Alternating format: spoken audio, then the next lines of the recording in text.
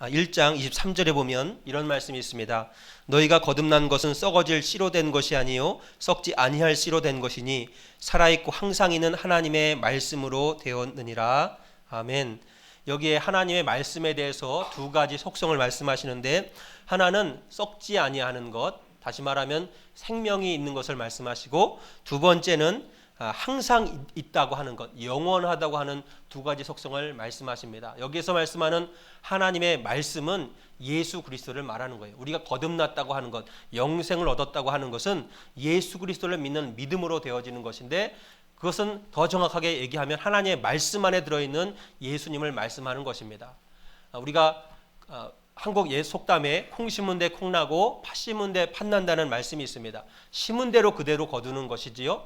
우리가 영생을 얻는다고 하는 것은 우리가 예수님을 받아들일 때, 말씀을 통해서 예수님 믿음으로 받아들일 때 예수님 안에 있는 영생이 우리 안에 들어오게 되고, 그 예수님 안에 있는 생명이 우리 가운데 영원한 생명을 누리게 되는 것입니다. 영원하다고 하는 것은 이 세상에 속한 속성이 아니고 그것은 하나님께 속한 것입니다. 이 세상에 그 어떤 것도 영원한 것은 없습니다. 이 세상에 그 어떤 것도 변하지 않는 것은 없습니다.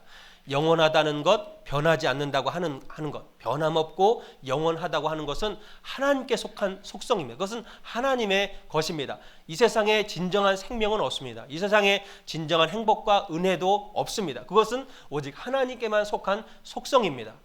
오늘 우리 말씀을 보게 되면 믿음, 소망, 사랑 이 세 가지는 항상 있을 것인데 영원하다고 하셨습니다. 영원한 가치와 속성이 있다고 하셨는데 그것은 하나님에 속한 것이고요. 사실은 우리가 말씀을 보면 믿음, 참 믿음, 소망, 사랑 이것은 예수 그리스도의 성품입니다. 그분의 속성입니다.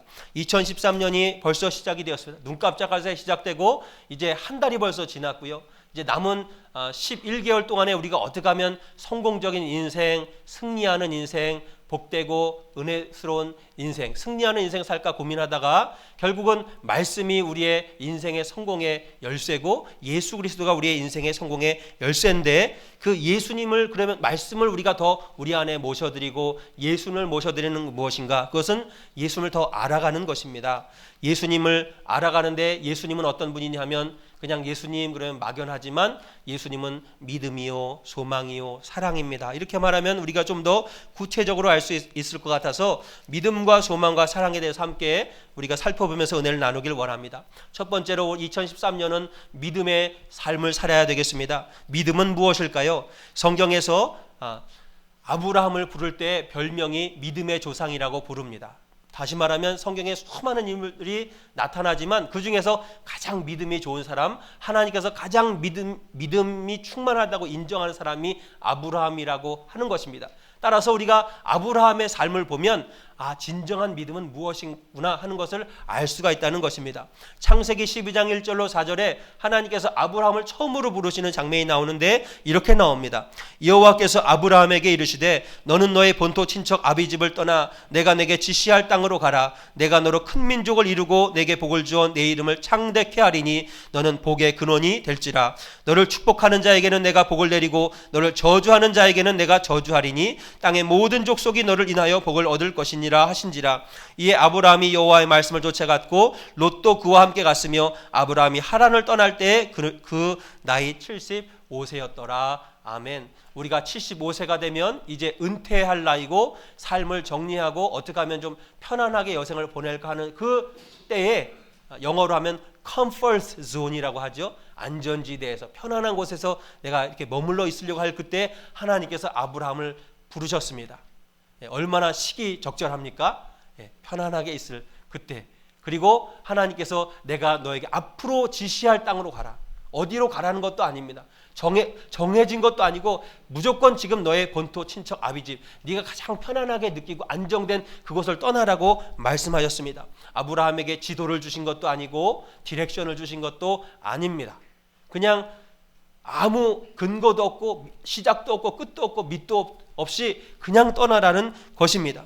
히브리서 11장은 그 사건에 대해서 이렇게 기록하고 있습니다. 믿음으로 아브라함은 부르심을 받았을 때 순종하여 장래 기업으로 받을 땅에 나갈 때 갈 바를 알지 못하고 나갔으며, 어디로 갈지 어떤 경로로 갈지 몰랐다는 것입니다. 그러나 한 걸음 한 걸음 믿음으로 하나님의 뜻을 구하면서 그렇게 갔다는 것입니다. 그게 믿음이라는 거예요. 성경이 말하는 믿음, 하나님께서 인정하시는 믿음은 과정이 어떤지, 끝이 어떤지는 모르지만 하나님의 인도하심이라면 그 인도하심을 따라서 한 걸음 한 걸음 순종하며 나가는 것을 믿음이라고 하는 것입니다. 출애굽기에 보면 하나님께서 이스라엘 백성들을 40년 동안 광야에서 인도하시는데 보름치나 한 달치 양식을 주시는 것이 아니라 그날 일용할 양식을 주십니다. 그것이 믿음이라는 거예요. 우리가 앞으로 열흘 후에 한 달 후에 무슨 일이 일어날지를 모르지만 그러나 오늘 나에게 일용할 양식을 주셔서 나에게 부족함이 없도록 채우시는 하나님을 믿고 그 하나님의 뜻대로 말씀대로 인도하심대로 한 걸음 한 걸음 믿음의 발걸음으로 나가는 것이 성경이 말하는 믿음입니다. 2차 세계대전 중에 일본의 신사 참배에 반대하다가 서대문 형무소에 갇혔던 안희숙 여사가 계셨죠. 그분이 옥중에서 이런 찬송을 부르셨다고 합니다. 내일 일은 난 몰라요. 하루하루 살아요. 내일 어떻게 될지 모르지만 내일 일본 순사들에게 더 핍박을 받을지 고문을 받을지 모르지만 그러나 오늘 저는 믿음으로 살겠습니다. 이런 찬송을 부르면서 그 고초를 이겨냈다고 합니다. 제가 켄터키에 있을 때 그곳에 빌리 그레함 목사님이 오셔서 큰 스테디움을 빌려서 전도 집회를 하셨는데 그분의 많은 말씀 중에 이 말씀이 지금까지 제 마음에 남아 있습니다. 빌리 그레함 목사님이 맨 마지막에 말씀을 다 전하시고 구원 초청하시면서 이렇게 말씀하셨어요. I don't know what the future holds, but I know who holds the future. 무슨 말씀이냐면 내가 미래에 무슨 일이 일어날지 저는 모르지만 그런 나의 미래를 주장하시는 분이 누군지 저는 압니다. 누구시죠? 하나님. 그러니까 내가 미래에 어떻게 될지 염려할 필요가 없습니다. 하나님만 의지하고 하나님만 붙잡고 그분만 따라가면 제 미래는 하나님께서 책임져 주십니다. 그 말씀입니다. 1947년에 한국에서 태어난 어린 여자아이가 있었는데 3살 때 6.25가 터졌습니다. 전쟁이 일어나고 전쟁통에 바로 자기 앞에서 폭탄이 터지는 바람에 두 눈이 완전히 실명됐습니다. 그래서 앞을 전혀 볼 수가 없었습니다. 부모들이 이 아이를 기를 수가 없어서 고아원에 맡겼고 그 고아원에 마침 미국 사람들에 의해서 이 아이가 입양이 되어서 미국으로 오게 되었습니다.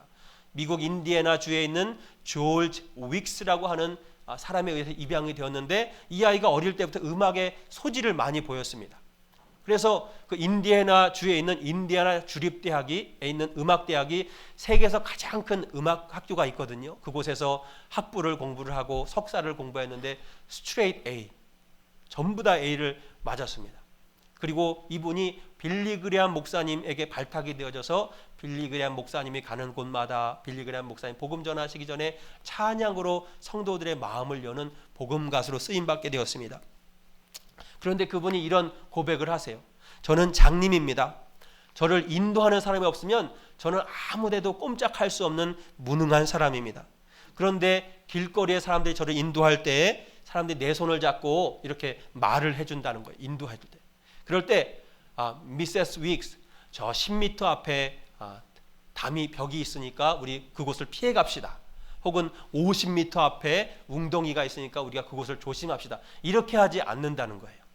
사람들이 나를 인도할 때는 미세스 윅스 당신 바로 발 앞에 계단이 있으니까 이렇게 발을 올려서 계단을 올라갈 준비를 하세요. 미세스 윅스 바로 당신 앞에 의자가 있으니까 우리 그 의자를 이렇게 돌아서 피해 갑시다. 이렇게 얘기한다는 거예요. 50m 앞에 100m 앞에 무엇이 있는지 나는 모르지만 내 손을 붙잡고 나를 인도해 주는 사람이 바로 내 앞에 있는 것 그 하나하나 그 길을 피해가고 올바른 길로 갈 수 인도해 주는 그것을 신뢰하고 의지하고 따라가면 나는 어디든지 내가 가야 할 곳에 안전하게 도달할 수 있다는 것입니다. 그것이 바로 성경이 말하는 믿음의 모습입니다. 우리는 올해 한 해를 어떻게 렌트비를 내고 리스비를 내고 어떻게 살까 고민을 합니다. 10년 후에 과연 나의 미국에서의 삶은 안정이 될 것인가? 과연 10년 후에 나는 하나님께 은혜를 받고 축복을 받고 쓰임 받을 수 있을까? 고민을 하지만 그것은 우리에게 속한 고민이 아닙니다. 마태복음 6장에 보면 무엇을 입을까, 무엇을 먹을까, 무엇을 마실까, 무엇을 할까 고민하는 것은 믿지 않은 이방인들의 하는 것이라고 말씀하셨습니다. 믿음은 하나님께 맡기는 것입니다. 오늘 하루에 하나님의 뜻을 구하고 그분의 인도하심을 따라서 따라가는 것입니다. 믿음은 또한 두 번째는 주님께 나의 짐을 맡기는 것입니다.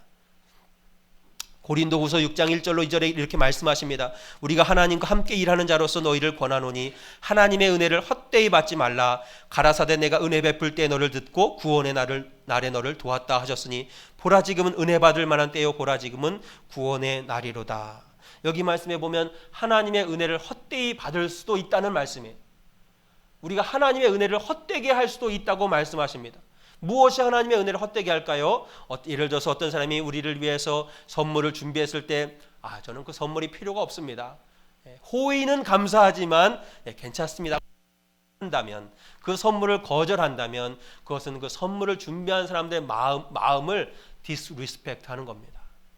호의를 무조건적으로 좋은 마음에서 호의를 베풀 때는 호의를 받는 것이 그 사람을 리스펙트하는 것입니다. 하나님은 우리를 위해서 은혜를 예비하셨습니다. 하나님은 우리를 위해서 구원을 예비하셨습니다. 하나님은 우리에게 얼마나 구원을 베풀기 원하시고 은혜를 베풀기 원하시냐면 자기의 가장 소중한 외아들 예수 그리스도를 십자가에서 죽으시기까지 우리를 위해서 은혜와 구원을 베풀시기 원하시는 것입니다. 예수님은 십자가에서 우리의 짐을 다 짊어지기 위해서 십자가에서 죽으셨습니다. 마태복음 11장 28절에 수고하고 무거운 짐진 자들아 다 내게로 오라 내가 너희를 쉬게 하리라고 하셨습니다. 수고하고 무거운 짐진 자, 인생의 삶의 무게가 너무 무거운 사람은 예수님 앞에 오라는 거예요. 왜 오라고 하실까요? 야, 너 짐이 너무 무거워서 수고가 많구나. 내가 너에게 직분을 맡겨서 더 무겁게 해줄게. 이러고 오셨을까요? 너 인생의 짐이 너무 힘들고 고통스럽구나. 너에게 순장을 시켜서 너를 내가 더 힘들게 해야 되겠다. 그럼 씩씩하게 자라나야 되니까 이렇게. 그래서 수고하고 무거운 짐자 다 오라고 하신 것이 아니라 수고하고 무거운 짐자들이 다 내게 와서 나의 짐을 예수님 앞에 내려놓으면 예수님께서 그 짐을 대신 짊어지시기 위해서 수고하고 무거운 짐자를 다 내게로 오라는 겁니다. 하나님이 우리 세상에서는 남에게 피해 안 끼치고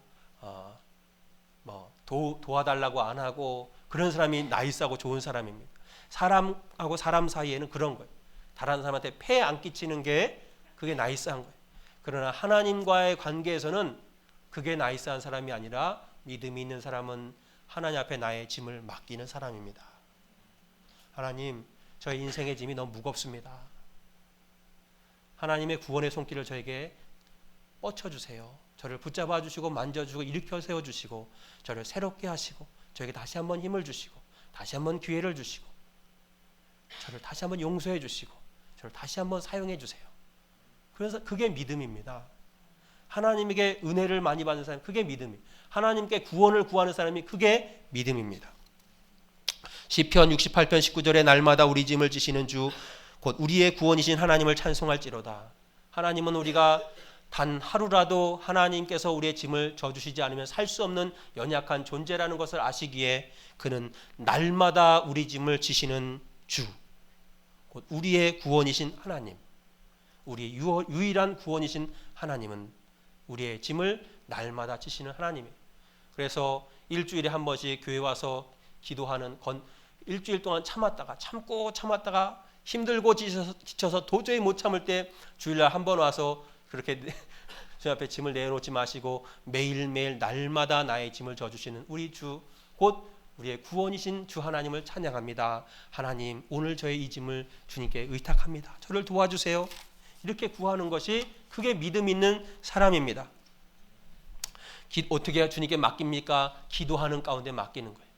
기도하는 가운데 하나님께 부르짖고 하나님께 소리를 높여서 나의 형편과 사정을 하나님께 아뢰는 그것이 하나님께 나의 짐을 맡기는 것이고 그것을 믿음이라고 성경은 말씀하고 있습니다. 두 번째로 우리가 소망의 삶을 살아야 합니다. 우리에게는 가장 중요한 것이 어떻게 보면 소망입니다. 이 우리의 환경과 삶이 아무리 힘들고 어렵고 앞이 안 보인다 해도 소망이 있고 꿈이 있고 비전이 있으면 그것을 우리가 이겨낼 수가 있고 마음에 기쁨이 있는 것입니다. 우리 믿는 자에게는 가장 확실한 소망은 천국의 소망인 것입니다. 이 세상에 부귀영화는 구름과 같고 아침에 피었다 저녁에 사라지는 안개와 같은 것이지만 그러나 우리에게는 흔들리지 않는 반석 같은 확실한 천국의 소망이 있습니다. 전 세계적으로 보면 하루에 130만 명이 죽는다 그래요. 하루에. 지금도 오늘 하루가 지나가게 되면 전 세계적으로 보면 130만 명이 죽는다 그래요. 1초로 환산을 하면 1초에 20명씩 죽는다 그래요. 저와 여러분이 지금 예배 드리는 이 순간에도 똑딱하는 그 순간에 벌써 지금 세계 어딘가에서는 20명이 죽었습니다.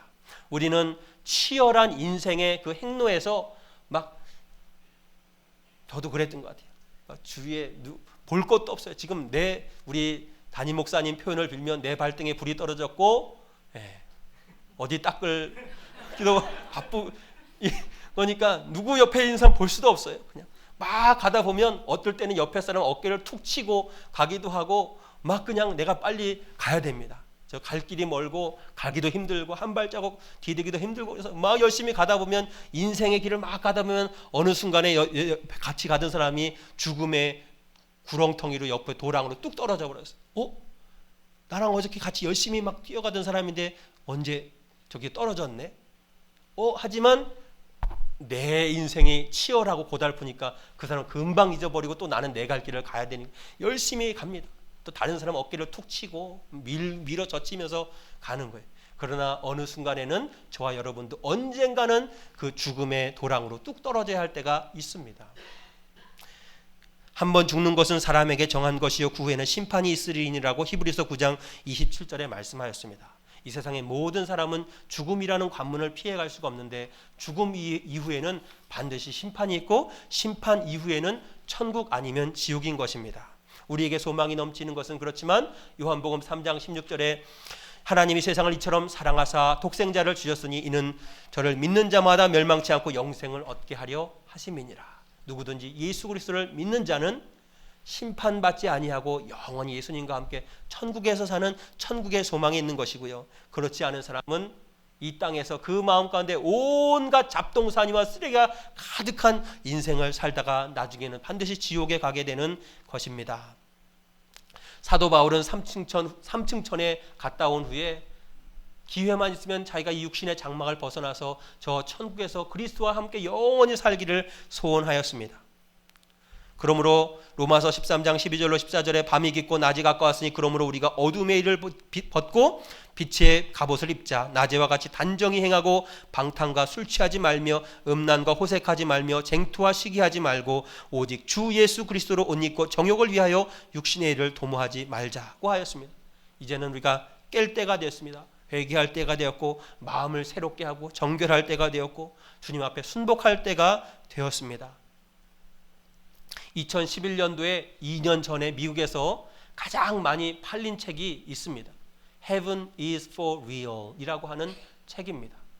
뉴욕 타임스 베스트셀러 리스트에 17주 동안 가장 많이 팔린 미국 사람들이 가장 많이 본 책이 Heaven is for real 이라고 하는 책인데 그 책은 네브라스카에 있는 타드 벌포라고 하는 젊은 백인 목사님이 쓴 책입니다.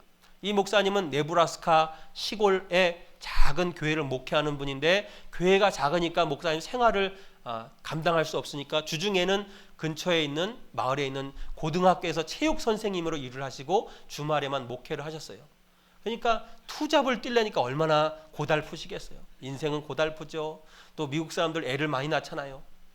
애가 또 많으니까 별 집안일이 많고 그래서 너무 고달픈 거예요. 그래서 하나님 도대체 왜 이렇게 저를 인생을 고달프게 하십니까 하고 때로는 푸념을 많이 하고 있었는데 어느 날 자기에게 4살 된 아들이 콜튼이라고 하는 아들이 갑자기 막 아프다는 거예요. 열이 막 나고 그런 거예요. 그래서 병원에 데려갔더니 급성 맹장염이 된 거예요. 맹장에 염증이 생겨서 그 맹장의 염증이 온 배 안으로 다 퍼지게 된 겁니다. 그래서 급하게 수술을 했는데도 너무 늦었어요. 그래서 이 아들이 수술 중에 죽게 되었습니다. 의사들이 병원에서 사망 선고를 내리고 이제 영안실에 안치를 했습니다. 그런데 얼마 후에 이 아들이 다시 깨어났어요. 그래서 기적이 일어났다. 할렐루야. 그리고 집에 왔습니다. 그리고 이제 얼마를 지나가는데 석 달, 넉 달 정도가 지나면서 이 콜튼이라는 아이가 4살짜리 아이가 이상한 말들을 하기 시작하는 거예요. 아버지, 아빠가 어렸을 때 아빠와 가장 친했던 베스트 프렌드가 아빠 할아버지였죠. 그래, 내가 어릴 때 너만 할 때 우리 할아버지가 맨날 나 이렇게 낚시하는 것도 데려가셔서 낚시도 가르쳐주고 내 베스트 프렌드가 우리 할아버지였지. 근데 나는 할아버지가 돌아가신 이후로 그런 얘기는 한 번도 안 해. 네가 어떻게 아니? 제가요 병원에서 죽었을 때 천국에 가서요 할아버지를 만났어요. 그 할아버지가 아빠를 위해서 기도하고 계시대요. 아빠가 목회 잘 열심히 하시라고 기도하고 계시니까 힘내시라고 그렇게 말했어요. 이상하다 생각했는데, 아빠 저 시스터가 있지요. 그래서 너는 시스터가 없는데? 아니요, 제가요 천국에 갔더니요 제 시스터를 어떤 여자가요 젊은 어떤 어린 아이가 와가지고 내 시스터라고 나한테 인사했어요. 가만히 생각해 보니까 신혼 초기에 아내가 임신을 했었는데 유산을 해서 아기가 태어나지는 못하고 유산하고 죽었던 적이 있었어요. 근데 그 아이가 내가 너의 시스터라고 천국에 가면 천국에서 와서 인사를 하더라는 거예요. 천국에 가서 천사들을 만나고 예수님을 만나고 예수님의 영광스러운 보좌와 또 예수님께서 어떻게 성령을 통해서 각 성도들에게 은사와 능력을 주시고 그들을 사용하시는 모습들을 보여주신 것을 간증하는 거예요. 4살짜리 아이가. 그게 2년 전에 미국에서 가장 많이 팔린 책이었습니다. 왜 미국인들이 이렇게 이런 책을 많이 볼까요? 왜냐하면 많은 대다수의 미국인들은 천국이 있는 것을 믿기 때문입니다.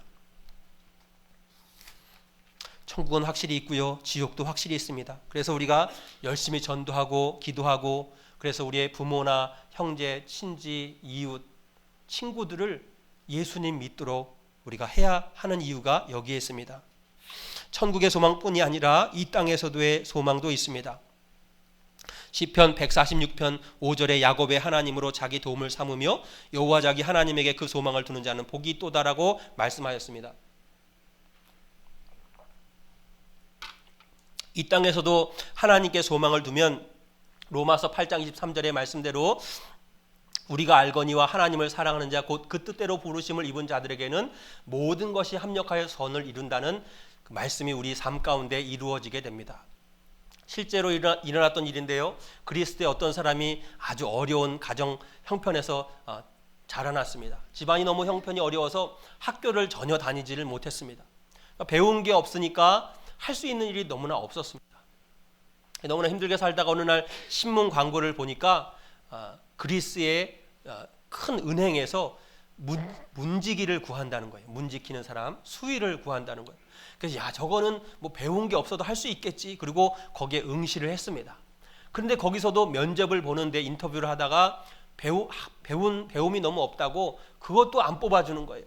그래서 너무나 큰 낙심이 되어서 하나님께 기도를 하는 거예요. 하나님, 저는 할 수 있는 게 아무것도 없습니다. 어떻게 도대체 문 지키는 것도 저는 할 수가 없습니까? 하는데 마음에 성령께서 감동을 주시는데 미국으로 가라, 그런 감동을 주세요.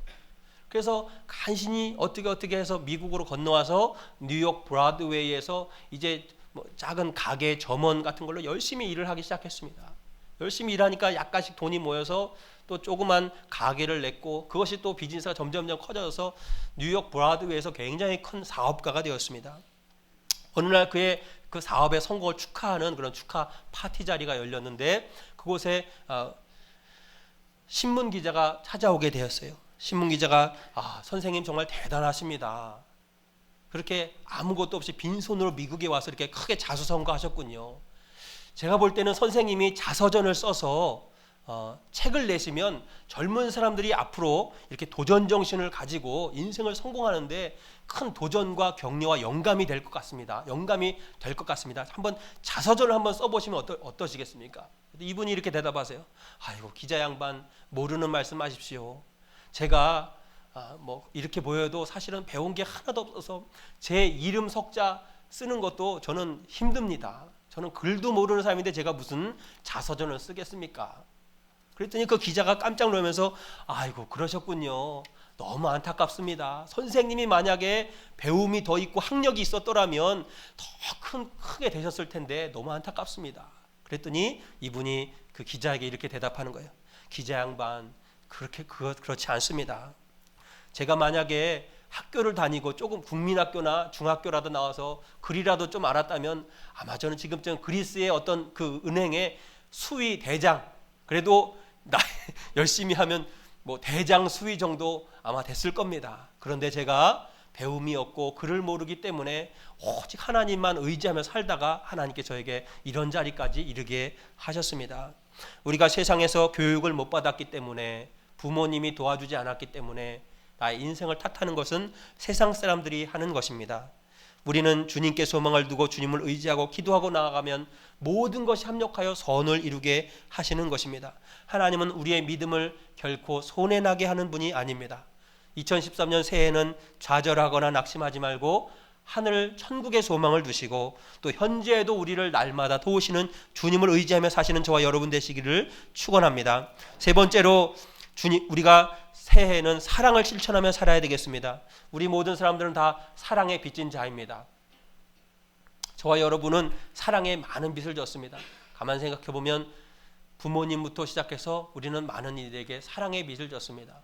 우리 아내가 애를 낳을 때 미국은 들어가서 보게 하잖아요. 들어가서 보니까 애를 낳을 때 피를 한 대야로 가득히 피를 흘리더라고요. 애를 하나 낳으려면 그렇게 피를 다 흘려서, 야, 저러다가 사람이 살 수 있을까? 저렇게 피를 많이 흘리고도 사람이 살 수 있을까 싶을 정도로 피를 많이 흘리고 애를 낳더라고요. 아, 애를 낳는 것은 정말 목숨을 걸고 낳는 거구나. 그런 걸 제가 알게 되었습니다. 우리 어머님이 우리를 위해서 생명을 걸고 낳아주신 거 아닙니까?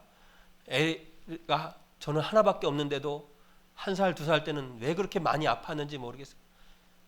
아주 자주 열이 나고 그러면 병원, 그때는 또 무서워서 돈 들까봐 병원에도, 처음에 미국 가갖고는 무서워서 병원에도 못 데려가고 밤새도록 수건에 찬물 이렇게 묻혀서 찬 수건으로 이마에 덮어주고 밤새 붙잡고 기도하고 그런 것만 했거든요. 잠도 못 자고. 그러다 저는 잤지만 우리 아내는 엄마는 역시 밤새 깨어 있더라고요. 아빠는 자지만 아마 저 녀석은 다 잊어버렸겠죠. 뭐 언제 그랬나.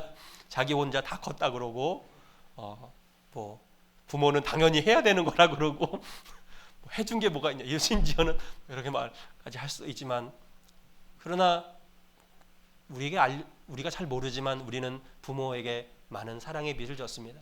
아내에게 사랑의 빚을 지고 남편에게 사랑의 빚을 지고, 그리고 우리가 이 자리에 오기까지 사실은 여러 사람들에게 사랑의 빚을 많이 졌습니다. 그러나 가장 큰 사랑의 빚은 하나님께 빚을 졌습니다. 요한일서 4장 8절로 11절에 사랑하지 아니하는 자는 하나님을 알지 못하나니 이는 하나님은 사랑이심이라. 하나님의 사랑이 우리에게 이렇게 나타난 바 되었으니 하나님의 자기의 독생자를 세상에 보내심은 저로 말미암아 우리를 살리려 하심이니라. 사랑은 여기 있으니 우리가 하나님을 사랑한 것이 아니요 오직 하나님이 우리를 사랑하사 우리 죄를 위하여 화목제로 그 아들을 보내셨음이니라. 사랑하는 자들아, 하나님이 이같이 우리를 사랑하셨은즉 우리도 서로 사랑하는 것이 마땅하도다. 하나님은 우리가 하나님을 잘 믿을 때, 하나님께 충성할 때, 그때 우리를 사랑하신 것이 아니고 우리가 하나님을 모를 때, 하나님을 대적할 때, 불순종할 때, 거부할 때, 그때 우리를 사랑하셨습니다. 그리고 자식이 가장 소중한 외아들을 우리를 위해서 십자가에서 죽게 하셨습니다. 사랑은 말로 사랑합니다 하는 것이 사랑이 아닙니다. 사랑은 실천하는 것입니다. 짐을 나누어지고 삶에 동참하고 기쁨과 슬픔을 함께 나누는 것이 사랑입니다. 사랑합니다 하면서 나에게 자꾸 달라고만 하고, 나 주세요, 해주세요, 이거는 사랑이 아닙니다. 사랑은 좋은 것도 힘든 것도 서로 나누는 것입니다. 19세기의 가장 위대한 크리스찬 중에 한 사람이 다미엔이라고 하는 벨기에 사람입니다. 이분은 좋은 가정에서 태어났지만 그러나 힘들고 어려운 곳에 복음 전하는 선교사로 가길 원했고요. 그 당시에는 미지의 세계고 원시인들이 사는 하와이로 선교를 갔습니다. 하와이에서 선교를 하다 보니까 하와이가 여러 섬들이 있는데 그 중에서 몰로카이라고 하는 섬에 문둥병자들 다 거기다 모아놓고 쿼런틴 시키고 격리시키고 그곳에서만 못 나오고 그곳에서 격리되어 살게 하는 것을 알게 되었습니다. 아, 내가 이 하와이 원시인들보다 더 힘들고 어려운 저 문둥병자들, 문둥이들, 삶의 소망이 없는 이들에게 복음을 전해야 되겠다 생각을 하고 그곳에 들어가서 전도를 합니다. 하나님은 사랑이십니다. 하나님은 당신들을 사랑하십니다. 그랬더니 그 몰로카에 있는 문둥이들이 코웃음을 치고 비웃습니다. 사랑, 하나님이 사랑 좋아하네. 당신은 젊고 건강하니까 하나님이 당신을 사랑하는지 몰라도 우리를 보시오. 우리는 문둥병 천형에 걸려서 손가락이 문드러지고 발가락이 문드러지고 얼굴이 썩어 들어가는데 사랑 같은 소리 하고 있네. 당신이 나 잘 믿으시오. 그리고 귓등으로도 듣지 않습니다. 가만 생각해 보니 그들의 말도 일리는 있구나 생각이 들어서 기도하기 시작했습니다. 하나님, 저도 문둥병이 들게 해주세요. 하나님, 저에게 문둥병을 주세요. 제가 저 사람들과 같은 문둥병 환자가 되어져서 저들과 고통을 나누고 저들을 같은 문둥병자로서 저들을 섬기고 복음을 전하게 해주시옵소서. 간절히 기도하는데 어느 날부터인가 자기 몸에 붉은 반점이 생기기 시작하고 염증이 나고 고름이 나고 살이 썩어 들어가기 시작했습니다. 너무 기뻐서 감사해서 그들에게 가서 보십시오 여러분, 저도 여러분과 똑같은 문둥병 환자가 되었습니다. 그렇지만 우리가 비록 이 육신은 썩어 문드러질지라도 우리가 예수님을 믿게 되면 예수님께서 우리 마음 가운데 오셔서 하나님의 자녀로 삼아주시고 우리는 이 육신을 벗을 때 저 천국에서 하나님과 영원한 생명을 누리며 영생을 누리며 살 수가 있습니다. 여러분, 하나님은 여러분을 사랑하십니다. 그렇게 복음을 전하니까 그들이 그제서야 비로소 그 다미엔의 전도를 받고 그 몰로카의 섬의 모든 문둥병자가 예수를 믿게 되었다고 합니다. 그는 33살에 몰로카이 섬에 들어가서 49살에 문둥병으로 죽을 때까지 문둥병자들을 섬긴 문둥병자들의 아버지가 되었습니다. 그가 죽을 때 이런 말을 남겼다고 합니다. 모든 것을 전부 다 바친 나는 참으로 행복한 사람입니다. 저는 지금 완전히 가난한 모습으로 죽습니다. 사랑이란 입술로 하는 것이 아니고 사랑은 나누는 것이고 함께하는 것입니다. 로마서 12장 10절에 형제를 사랑하여 서로 우애하고 존경하기를 서로 먼저 하며라고 하였습니다. 로마서 12장 15절로 16절에는 즐거워하는 자들로 함께 즐거워하고 우는 자들로 함께 울라. 서로 마음을 같이하며 높은 데 마음을 두지 말고 도리어 낮은 데 처하며 스스로 지혜 있는 채 말라. 즐거워하는 사람과 함께 즐거워하고 슬퍼하는 자와 함께 슬퍼하는 것, 그것이 사랑이라고 말씀하시고 하나님은 사랑이라고 하셨습니다. 그러므로 하나님은 우리가 슬플 때, 즐거울 때, 괴로울 때 하나님은 우리와 함께 하시는 분입니다. 예수님이 사랑에 대해서 말씀하시는데 그것이 진정한 사랑인 것은 만약에 하나님께서 천국의 저 보좌에 앉아 계시면서 야 이놈 죄인들아 회개하라 그러고 끝나셨으면 하나님은 철학은 알고 신학은 알지 몰라도 하나님은 사랑은 모르시는 분입니다. 근데 하나님은 저 천국 보좌에서 이놈들아 회개해라 그러지 않으시고 자신의 가장 소중한 외아들을 이 땅에 보내셔서 우리를 위해서 죽게 하셨습니다. 그래서 하나님의 사랑의 말씀은 진정한 사랑인 것입니다. 요한일서 4장 16절로 17절에 하나님이 우리를 사랑하시는 사랑을 우리가 알고 믿었노니 하나님은 사랑이시라. 사랑 안에 거하는 자는 하나님 안에 거하고 하나님도 그 안에 거하시느니라. 이로써 사랑이 우리에게 온전히 이룬 것은 우리로 심판날에 담대함을 가지게 하려 함이니 주의 어떠하신 것 같이 우리도 세상에서 그러하니라.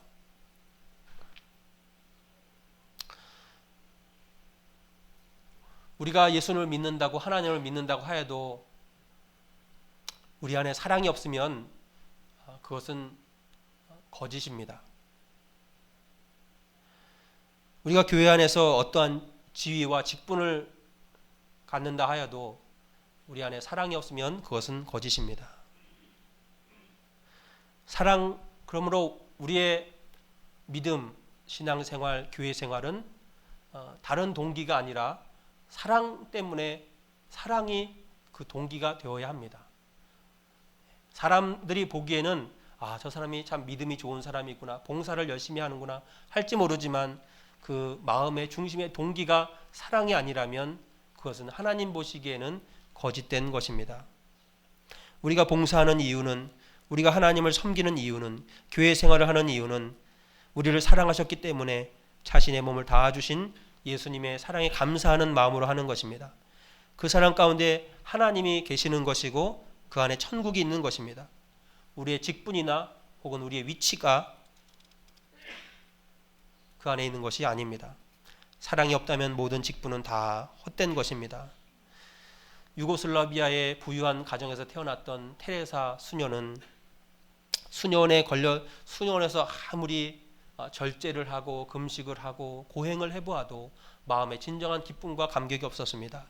어느 날 예수님께서 십자가에 못 박혀 찢기고 피 흘리신 모습을 보면서 마음에 깊은 감동을 받았습니다. 자신의 죄가 깨달아졌습니다. 그리고 하나님께 나는 얼마나 큰 사랑의 빚을 졌는가 하는 것을 깨닫게 되었습니다. 그리고 그는 그 당시에 세상에서 가장 가난한 지역인 인도의 빈민가로 들어가서 고아와 과부들과 문둥이들, 거지들을 위한 섬기는 사람으로 살게 되었습니다. 그는 키가 원래도 작은 사람인데도 작은 안전뱅이들, 고아들을 섬기느라고 늘 이렇게 허리를 구부정하고 살아서 이 갈비뼈가 폐를 찔러서 늘 폐렴에 시달렸다고 합니다. 그가 세상을 떠날 때 이런 유언을 남겼다고 합니다. 서로 사랑하십시오. 진정한 사랑은 계산하지 않습니다. 그저 줄 뿐입니다. 진정한 사랑은 계산하지 않습니다. 부모가 자식을 사랑할 때 계산하고 사랑하지 않고요. 그냥 주는 것입니다. 하나님이 우리를 사랑할 때도 계산하지 않습니다. 하나님은 그냥 우리에게 그냥 주시고요. 우리에게 주시는 그것이 기쁜 것입니다. 진실한 그리스도의 사랑을 아는 사람은 자신을 위하여 살지 않습니다. 계산하지도 않습니다. 죽기까지 자신을 사랑하신 그리스도의 그 사랑의 빛을 사람들에게 갚으려고 노력하며 사는 것입니다. 자기 아들을 내어놓기까지 사랑한 주님께 감사하면서 사랑의 빚진 자로 살면서 그런 마음으로 한 해를 살아갈 때 우리의 한 해가 성공적이고 복된 한 해, 행복한 한 해가 될 줄 믿습니다. 우리 찬양 같이